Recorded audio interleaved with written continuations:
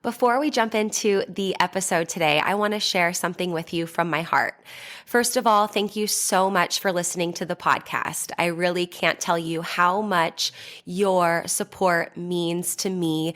We've been doing the podcast now for almost 4 years. I can't even believe it. And I'm so grateful for each and every single one of you that listens, shares an episode with your friends, sends me a DM or a text message letting me know how an episode resonated with you or any aha moments. Seriously, I couldn't be more grateful to be able to create this podcast. It has been such a blessing in my life, and I love hearing the ways it's been able to provide value in yours as well. One thing you might not know is how much work it takes to be consistent with a podcast. In fact, did you know that the majority of podcasts don't make it past episode number 10? And we are well beyond that. And it's just a lot thinking of the episodes, recording them, editing them, managing the guests, making sure that everything runs smoothly and gets uploaded consistently and regularly. And so that's why I have created an amazing opportunity for you to support the podcast monetarily.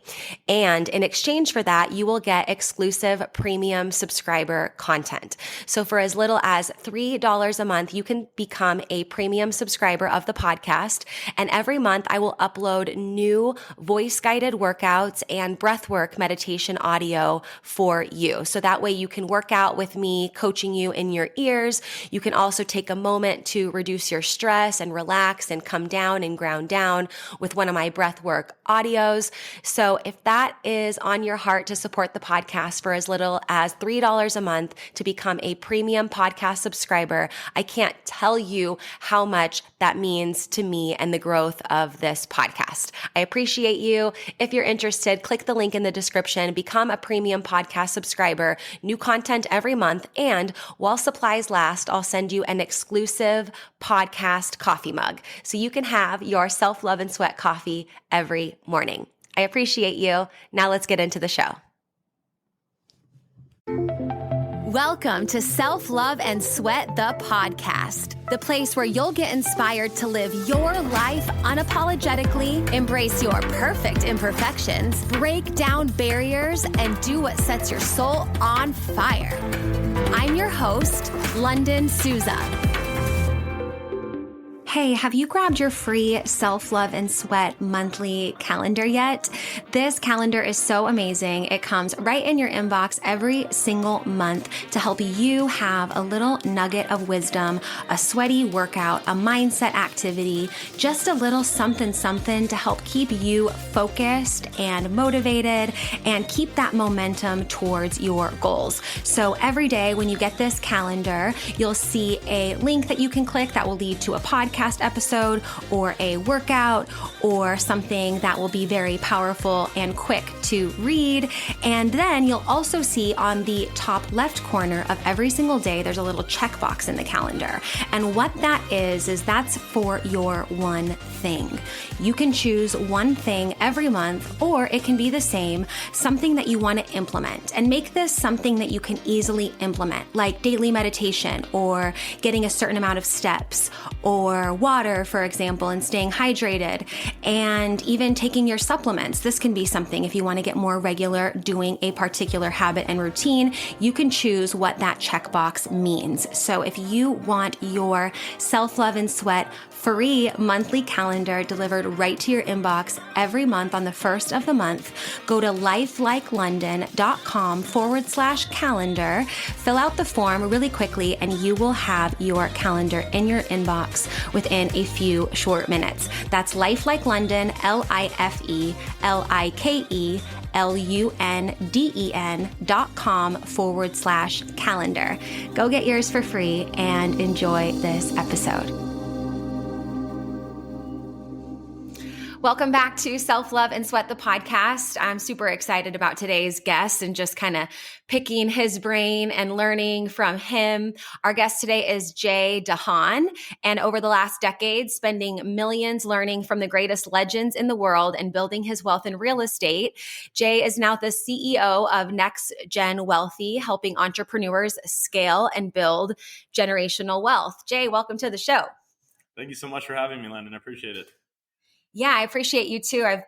We've been connected, or Jay connected with me on Instagram. I've been checking out all of your content, which has been so wonderful. I love the way that you, bring your message to the world. And one of the reels that I saw you posted about, I think we're all kind of looking for a secret to get rich, and like a secret to get, the money fairy just to like tap us on the head and make it rain. But I love what you said on one of your reels about actually the key to wealth is authenticity. And I want to start there. What does that mean? The key to wealth being authenticity, and like what specifically do you mean by authenticity? You see, when it comes to authenticity is a great place to start because you just started at social media. When we're using social media and we're seeing social media and the way that these images are being portrayed on social media, driving around these fancy cars, wearing all this jewelry, thinking that the fame and fortune lifestyle is what we think wealth is. This is where it's wrong. So when I talk about authenticity, it's about creating your energy, who you are as a person, and showing up. Because we like to wear a lot of masks, especially with social media nowadays. It's very easy to wear masks. So becoming the authentic self is what people are buying your products, how they're buying your products. It's how they're following you. It's how they're liking your stuff. So becoming authentic just from a face value perspective is one thing. Truly being authentic within yourself now, and that's a whole different conversation. Yeah. And how do we be truly authentic within ourselves? See, one thing that one of my coaches taught me very, very young was understanding our three gatekeepers. These gatekeepers are conditioned for our mind to just do its sole function, survive. And these three gatekeepers, when we look at judgment, ego, and fear, see the judgment of others, the ego within ourselves, and the fear of the unknown. These three gatekeepers, again, are helping us just survive. But the thing is that they're also helping us survive, which means it's not really letting us be who we truly want to be. It's not letting us actually step out of our comfort zones and take on risks and really be the entrepreneurial beings that we're designed to be. So becoming authentic is starting to actually understand those three gatekeepers and how they hold you back. And then being able to really understand, what is it that I want? See, a lot of people online are telling you what you need. But what is it that you truly want? What is it that you truly desire and deserve? And start to figure out what it is that is going to truly make you happy. Because once you can make yourself happy, you can start to actually go out and make others happy. Your authenticity comes from within. It starts to shine from within without having to focus on trying to find it or trying to create it. Does that make sense? Mm-hmm. Yeah. And I love that you said authenticity is like an inside job, or starts with within. I think when it comes to like happiness, as you mentioned, or fulfillment or whatever, we're looking for the things, right? Like the car, the boat, the relationship, the house, the income, the clothes, the jewelry, the whatever, to then fulfill us and make us feel a certain type of way. And I know from coaching, and I know that you know this too, is just like, that's a dead end. Right. And we know so many people, or have heard so many stories about people that like in theory have it all, but then they're, unfulfilled, extremely depressed, sad, not happy, not feeling fulfilled, and not feeling authentic. Another thing you mentioned is this mask. And I resonate with that so much because over the last 4 or 5 years, I lived abroad in Austria for about 7 years, and I was working for a startup that eventually got bought by Adidas. I was the face of the company. I was Runtastic Fitness Coach London, and I remember people asking me like, "How do you always stay motivated?" And I was like, "Oh, well, I'm not always motivated, actually." And people would be like, "What? You seem and you act as if you're always motivated." And I kind of struggled through this kind of maturity process and just this growth process of being like, can I be a fitness coach that's not always motivated? And how do I show that? And after a long time, I really felt like exhausted of putting on this mask of like, okay, I'm a fitness coach, which means I need to be working out, which means like no rest days, which means like always motivated, which means like always smiling.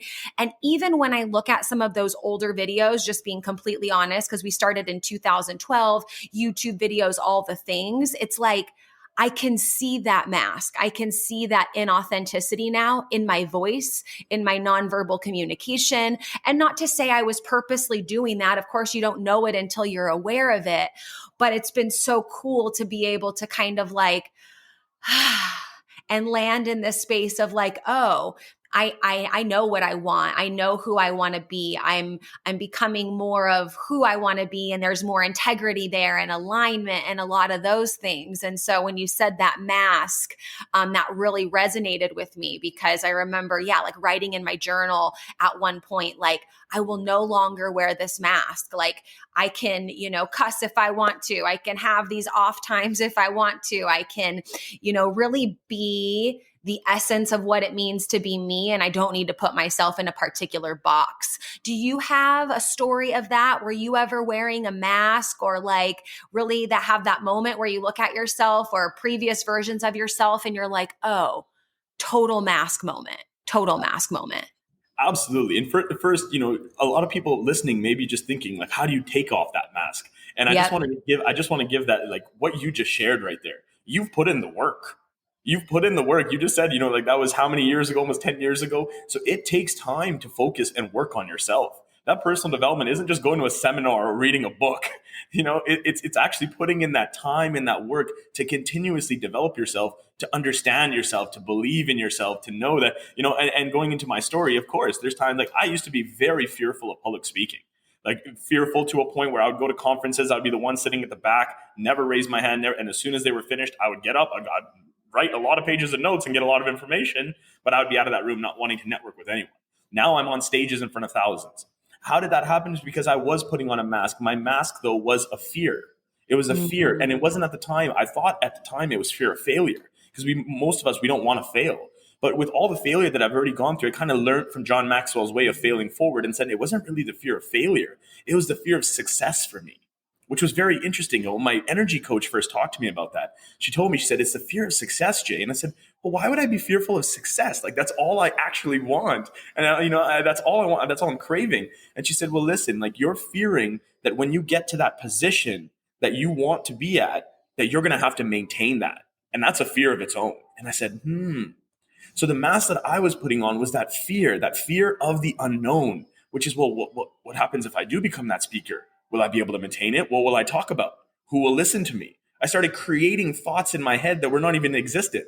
So taking that mask off for me was taking that time to work, just like you did, taking that time to work through it and working with coaches, digging deeper into my subconscious levels and really being able to figure out, okay, where do I actually see myself? What's my ideal lifestyle? I always start that exercise with a lot of my clients, which is, just imagining that ideal day where money doesn't matter anymore. You got 50, 100,000 coming into the bank every month for the life. How do you wake up? You wake up in the morning. Who are you laying next to? Okay. You go to the doors, you open them up. What are you looking at? Is it a beach? Is it a cityscape? You go downstairs. Is your spouse making breakfast? Are you, you go to the garage. What are you driving? What are you wearing? Where are you going for 8 hours throughout the day to commit to work, some contribution to society in its own way? You come back home. Is it date night? Is it, you're picking up the kids from school? Is it, you go to sleep and you enjoy that day? So what is that ideal framework? And when you can start to understand that kind of gives you that purpose then to say, okay, I have to work through it to get to that ideal goal, which is me working on myself. It's like getting into that boxing fight, and that person that you're fighting is the most ideal version of you. And you're fighting, and by the end of that match, when you win, you become that person. But it's a matter of going through those 12 rounds.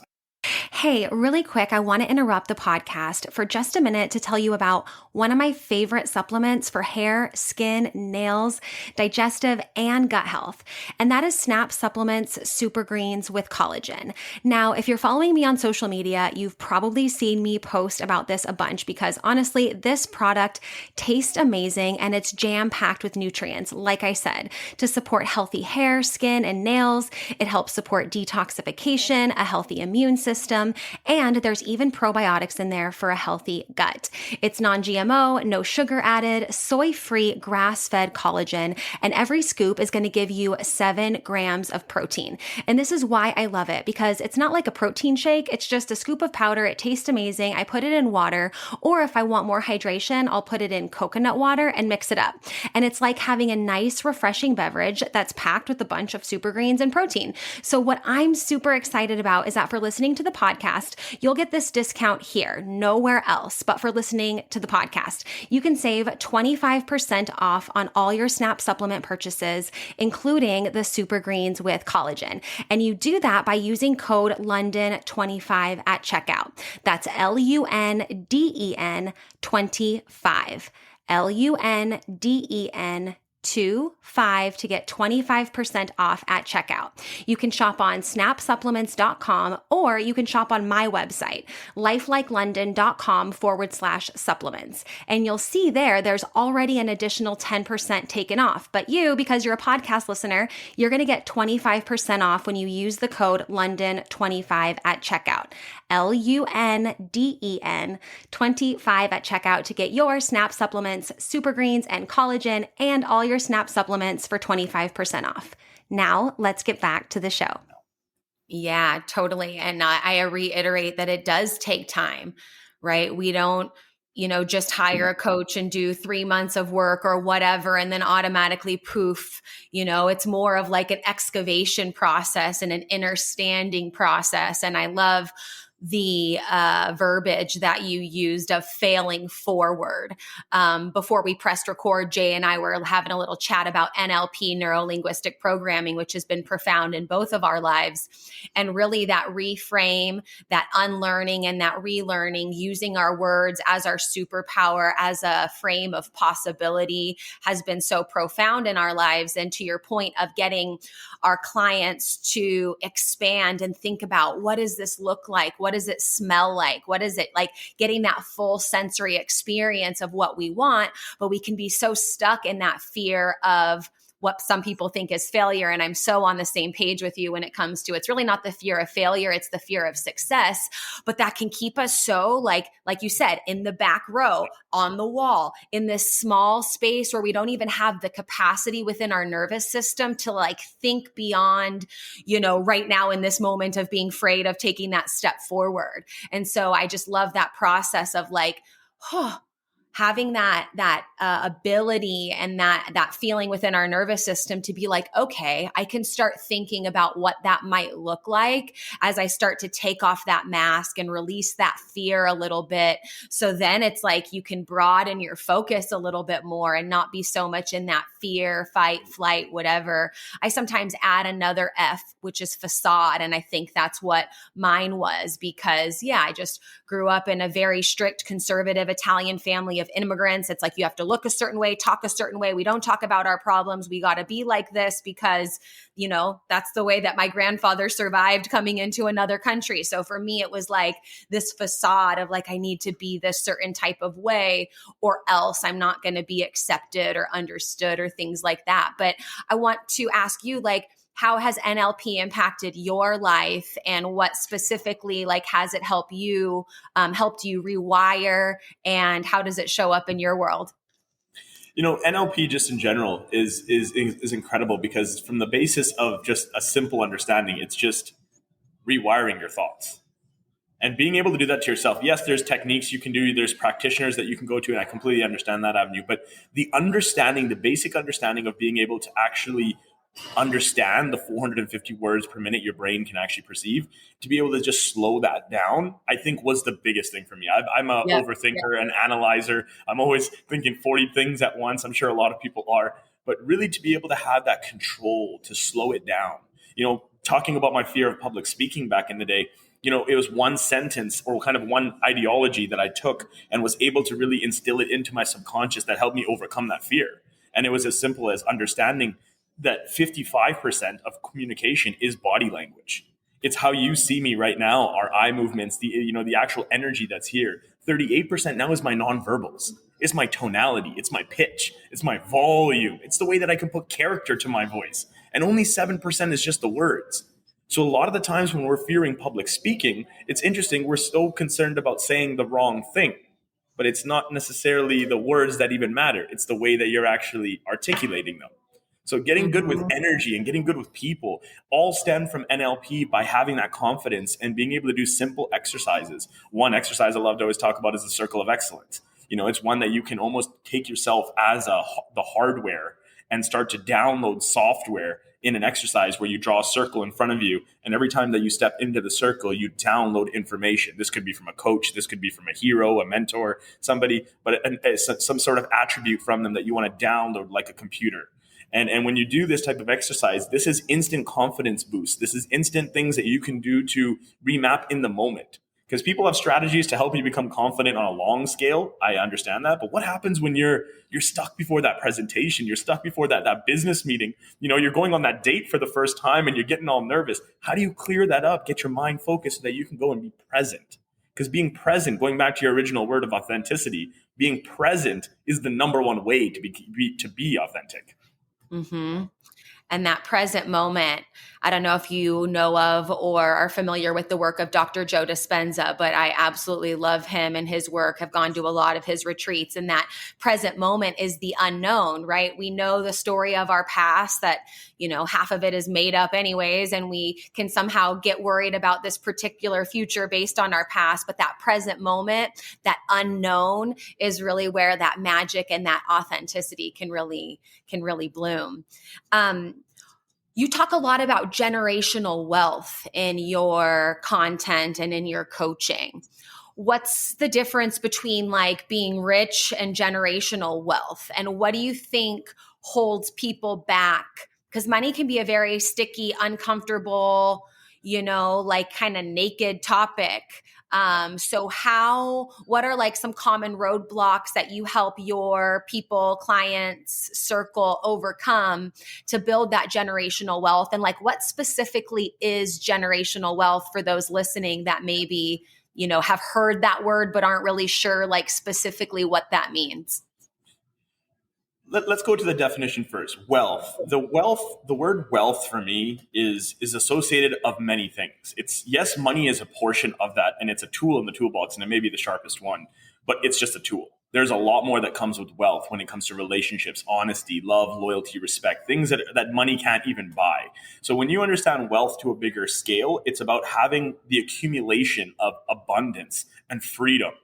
That's really what wealth is defined on my side. The generational part now is being able to create a legacy, being able to actually put a staple into the world. And that's where a lot of my IP comes from, the uncaging your roar. It's speaking your authentic message to the world and being able to, like I overcame my speaking ability, now shining out there to showcase people to go roar, because every human has a message, a story to share.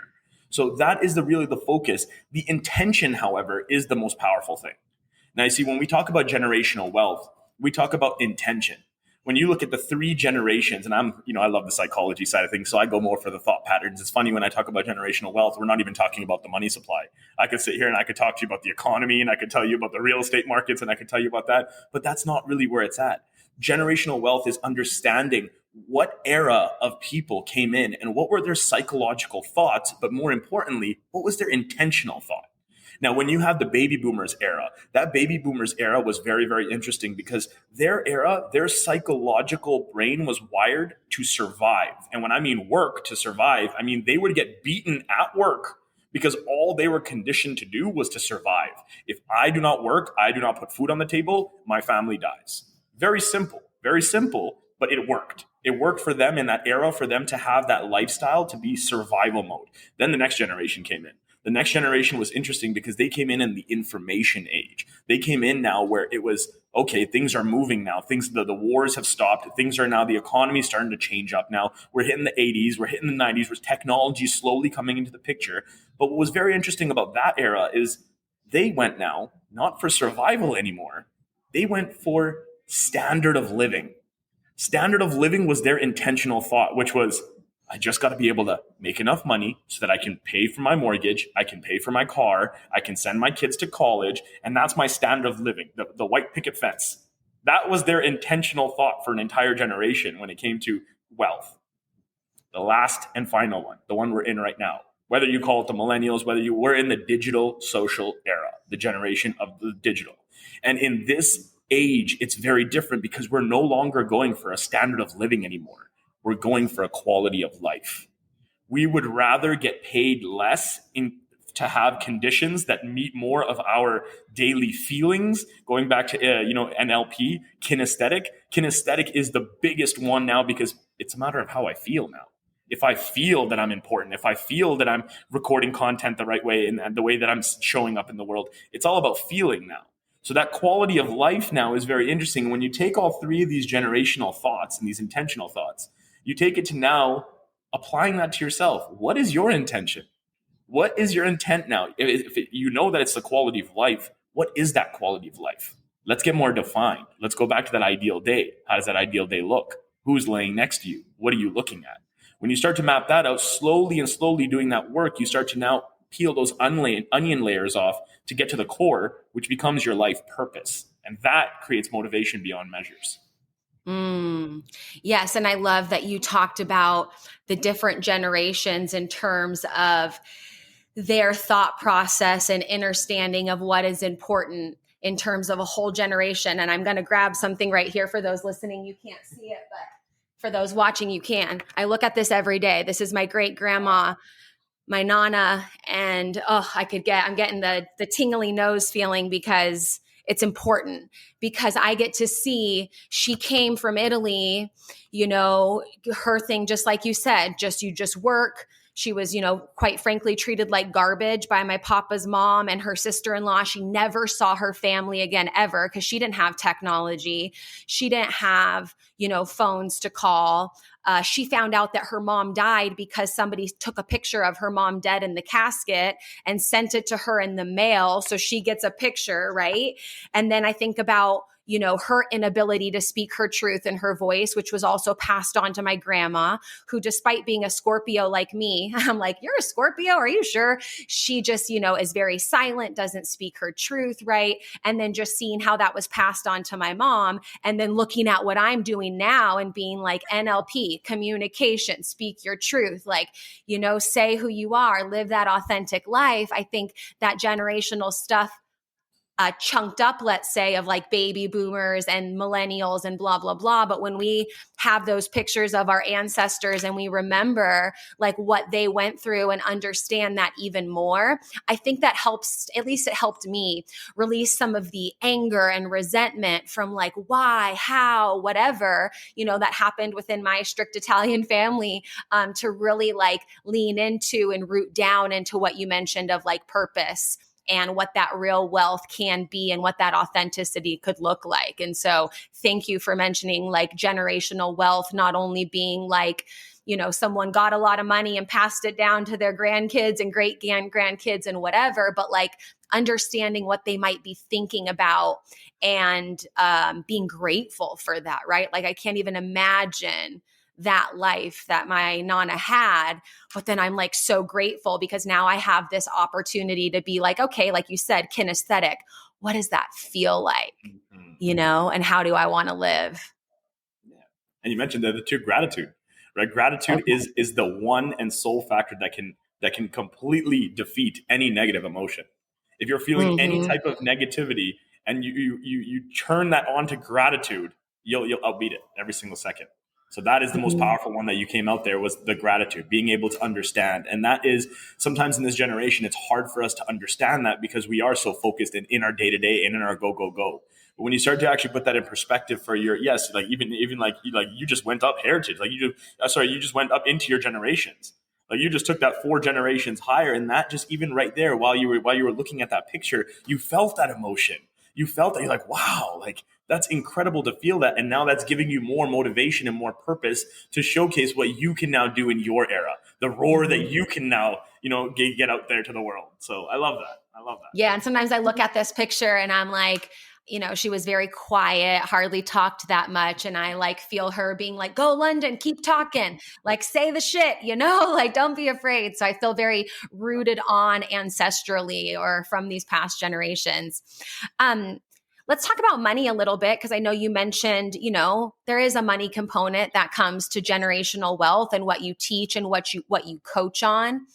As a man, do you feel like there's more pressure on men versus women to, let's say, make the money, have that status and power that comes along with income?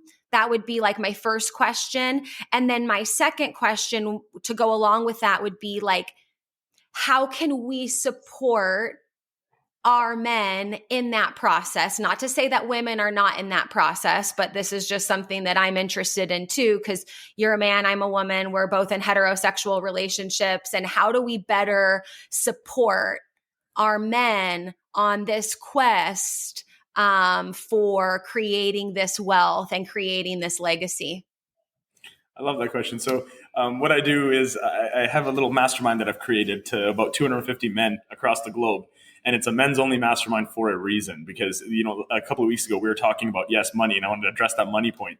But the biggest thing is like, us men feel pressure. We do feel the pressure, but the difference is we just don't talk about it. See, the thing is that us men, we're so easy to suppress our emotions, so we don't think about them. It's like when we were younger in school, boys, they get into a fight, they punch each other, and they're back and playing soccer. Women, however, a little different. That was a little bit more of a conniving game. Now let's ruin her life. Now let's ruin her whole school year, right? So it's just a little different when you use that simple example. You start to think about it. Now it is pressure from an income, from a money standpoint, right? With women really being in this movement of independence, which it should have been like that from the beginning. There shouldn't have ever been any separation. But at the end of the day, that movement still has shown a trickle effect. It has shown the fact that like a man now is going to feel a bit emasculated because of the fact that, the woman might be making more money than him. So now he's now going to put on more pressure on his side, saying, well, if I'm not making the money and driving a nice car and doing all this stuff, I don't think I'm going to find a woman. Yet, in the opposite way, a woman really just wants a man to just love her and take care of her. That's it, and keep her safe. It has nothing And to do hold with her. yeah, and it has nothing to do with the money. Well, to a certain degree, of course. But what that is showing, though, is from an income standpoint, is, again, our psychological wired minds are very one thought at a time. Y'all women can really be processing and doing a lot of things at once. We're very, it's like the game of chess. Like the king can only move one spot at a time. The queen can go all across the board. So when we know that, we start to think of that from an income standpoint, and we say to ourselves, we're putting this pressure on our heads, and we're not being able to release it. I think that is really the biggest, when you said, how do we support that, is being able to have open conversations with men themselves. So what I've noticed in my Lions Den call now is that men are starting to chime in. They're starting to actually release emotions. They're talking about certain things that are happening in their relationships where they've never had an open space to do that because of the way that social norms have said, oh, are you gay? That you're talking about emotions, and, oh, rub some dirt in it. You'll be fine. Be a man. Be a man. And that, again, is a very, very bad way to condition, especially young people, because it's a lot of confusion you're giving them, especially in the social era that we're in. So what I highly recommend my men to do is, first of all, get a part of a group like that. And for the women out there, encourage them to be a part of it. It doesn't mean like we're doing this mastermind in Vegas. And my girlfriend, she says to me, she's like, yeah, but they all have wives. And I don't know if the wives are going to be okay with just a new little group of men that they found that are going to go to Vegas together. Like it seems, and I was like, no, invite them too. Invite the women too. Let them come out. Let them have a little bit of a spa treatment day while us men kind of do the mastermind and we kind of make it a couples thing. The point is that the women's side of things need to be a little bit encouraging on that factor. It need to be a little bit more so on like, let the man have a night to go out with his friends. Like don't put so many barriers on him. Like let him be a little bit free because we like to be rah, but also have certain, parameters, like make certain deals with one another just as from a couple standpoint, but from also just outside of a couple standpoint, right? Have that fresh conversation. Try not to put those labels onto it and associate with different things when instead it's just a real conversation to have. It's like, how do you feel about this? Like, let's talk about it. It's so far often we actually sit down with our partners at the end of the night and say, can we just do a self-reflection on today? Was there anything that I did today that maybe during the workday or during the other day, like anything that I've done?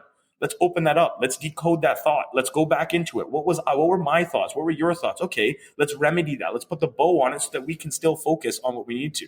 Because us men, when we get into an argument with our woman, it's funny because in that moment, we're in the argument. But the minute that argument is over, to us men, it's like, okay, the argument's done now. Now I can go back to my normal world. Where the woman's like, whoa, whoa, whoa, whoa, we have not finished this yet. So take that time, take that extra time to just sit there and say, no, let's just take 5 minutes. Let's set a timer and let's release our emotions. Let's give this a chance. And that is the first step. After that, there's a lot of different ways that you can kind of open up. But I would highly recommend that for most couples out there, and especially men that are maybe listening to this, that are thinking to themselves like, I do sometimes have emotions. I want to be able to express them. You do have the right to express them. So make sure that you are finding the right community to do that with. Yeah, I love that. Being able to be in community in a safe space like you've created for men and other men to feel like, oh, I'm not alone. Because I think that's important. And I think in relationships, they can't be our only outlet. I think Esther Perel says it. It's like we want our partner to be like our best friend, our confidant, our provider, our safety net, our all the things. And at the same time, we're all freaking humans. So I think what you highlighted there is like, yeah, having that safe space, that community. But hey, wives are invited. If you want to come to Vegas, we're going to be masterminding. If you want to go get a massage and then we can all hang out later, great. And then having those conversations and the way you described it reminds me of like two people versus the problem, or like facing the situation versus like, you did this wrong. Okay, well, you did this wrong. One of the phrases that I like to use a lot with men in my life is just like, how can I support you? How are you feeling? And like, how can I support you? Not judging their, their emotions or trying to fix it or whatever, but just like creating that open space to vent. Cause I think as women, we do that a lot, like unpack the basket of the day of like, this happened and this happened and this happened. And I think that even though maybe men as a whole overall haven't been conditioned that like that's okay to do it, I really do think, because some of my closest friends, my neighbor is a guy, like I love being around men, and what I'm noticing is like, no, they actually do want to unpack. It's just they haven't been taught that it's safe or okay, and they think it's like, like you said, like, not masculine or whatever, and being able to just like listen and hold that space. And how can I support you? Because then they're going to feel less pressure, more motivated to go after their endeavors or go after on that path. And I think you said it's called the Lion's Den is what you've created. Is that what you said? Cool. And I think, and correct me if I'm wrong, but I think even if there's a woman listening now to even be like, oh, to their partner, their male friend, whatever, hey, I was listening to this podcast today, and there's this guy, Jay, that was a guest on the podcast, and he has this group called the Lion's Den where like men get together who are like really wanting to increase generational wealth, really wanting to up level, and like, yeah, maybe you should check it out. Just like, here's the link, instead of being like, you never open up with your emotions. I feel like you're so closed off. You never listen to me. You never tell me how I can support you. Like, I think sometimes as women, like you said, of the high school, scenario of like ruining someone's life and making the whole school year shit. I think on accident, we can sometimes do that. And so I feel like some of those phrases of just like, how can I support you? How are you feeling? Not needing to have the answers, just letting them unpack. And as we learn in NLP, just kind of repeating more or less what they might say back to you, within reason, and just like hearing and listening. And then also giving suggestions without expectations, right? It's not like you need to go to the Lion's Den. Here's the link and you better go because they're doing a thing in Vegas and I want to come too, like just being able to kind of suggest that and pass it over without expecting that our man or our friends or whoever we're reaching out to like have to do that. Would you say those are some good ways, or do you have other options of things we could say as women? Mm-hmm. I agree. Absolutely. Yeah, cool. I love words and I mess up a lot, and so I like to, and what you said about NLP is that it helps you slow down a little bit. And in my brain, NLP is like a speed bump where it like gives you a moment to like slow down, look both ways, and like go over the speed bump and be like, okay, slow it down a little bit. Do I want to say actually what I want to say? Or is what I say actually what I mean? Exactly. I love that. Mm-hmm. Words are very powerful. Words are very powerful. Yeah. And like I said, you can say the exact same sentence, but a different way with different tonality, and it changes it.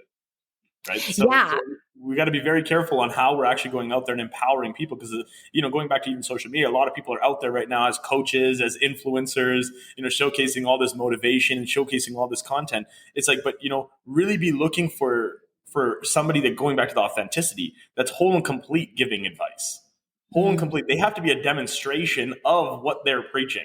See, when we're talking about NLP, we're guiding on NLPs because we've gone through NLP, we've understood it, we've gone certified. I've gone ahead and gone a little bit deeper into the hypnosis side of things as well too, to really be able to channel how hypnosis works. And it's funny because we're getting hypnotized every day. All commercials, all advertisements, our attention spans, it's all hypnotism. It's not clucking like a chicken when somebody can do it on stage, but it's understanding that wiring of our brain. And even, going back to men as well too, it's like men, the statistic was last year, 13% of men sought out personal development and coaching, and 64% of women did. Like, look at the difference, 13% versus 64%. So we're already kind of a little bit slow in the game because we're not really giving ourselves the permission and really having that emotional capacity to go do that. We're just trying to be all raw all the time, focusing on work, trying to make money, thinking it's going to actually impress the woman. But we should really just dial back a little bit, and exactly what we said in this call, some of the strategies, like take that time to sit there.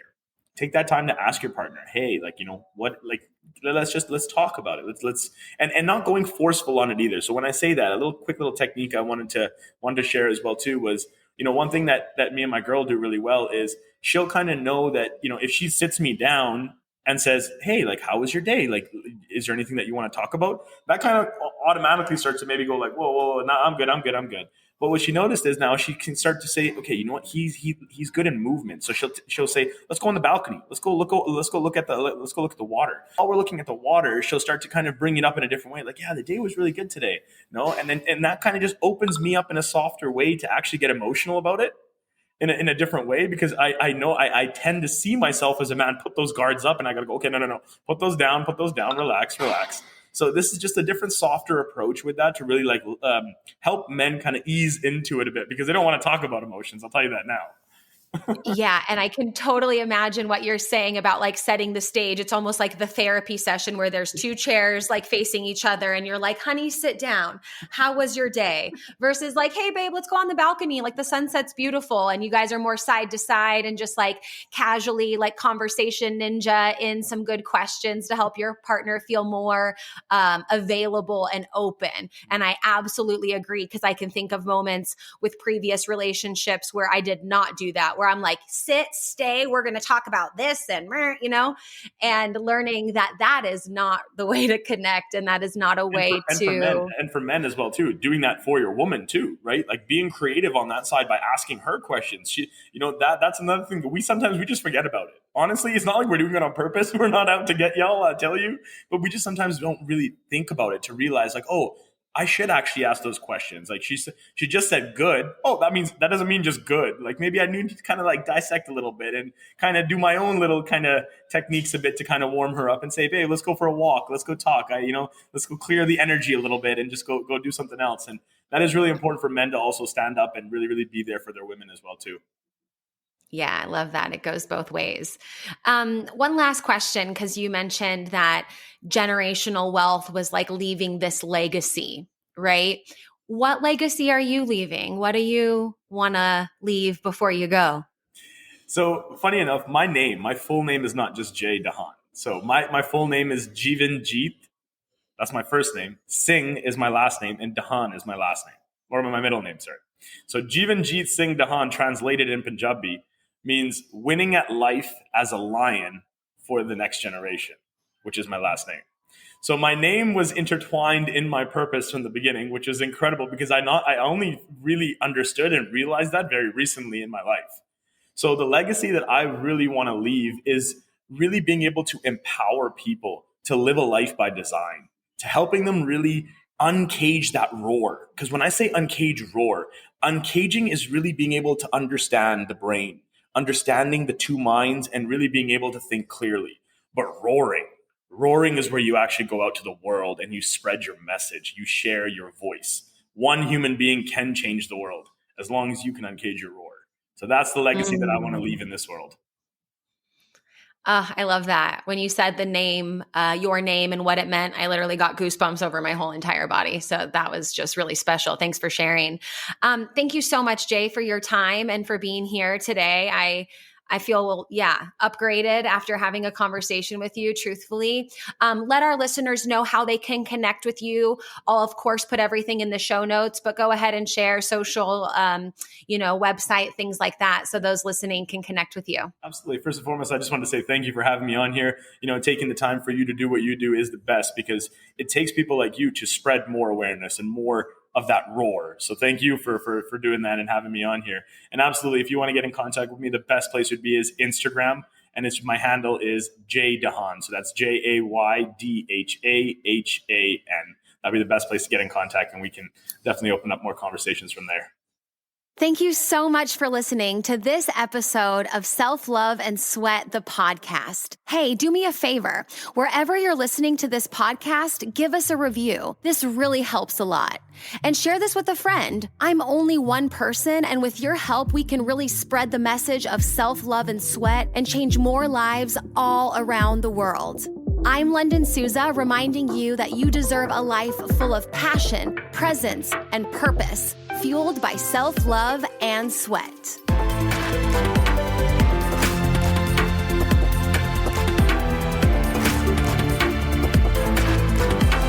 This podcast is a Hit Spot Austria production.